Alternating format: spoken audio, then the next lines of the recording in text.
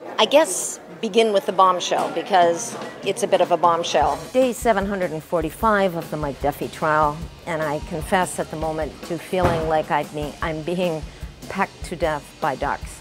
Just sort of, It struck me today at day 395 of the endless Mike Duffy trial that what is required to cover both politics and the criminal courts, or at least this particular criminal court, is the suspension of all rational thought and disbelief. Flogging this horse, now dead, for several days until it is ripped to smithereens, I guess. It is with shock and horror and dismay that Mr. Bain and his client and everyone else have come to the realization that there is politics going on in the Prime Minister's office. All in all, it's kind of a horror show, the usual thing.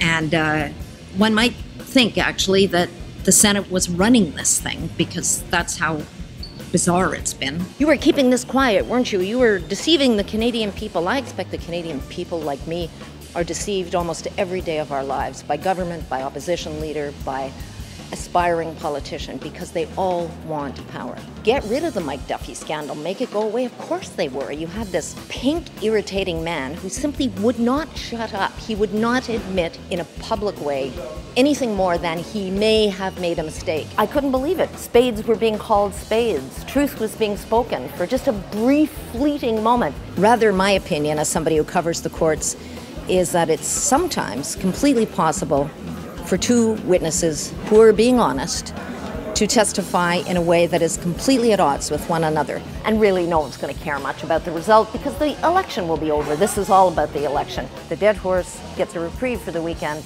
but he will be back in the courtroom, in courtroom 33 on Monday morning. And so will I, tragically. Shortly afterwards, things resumed to normal, and nobody was speaking plainly anymore. But mercifully, that's about when it ended.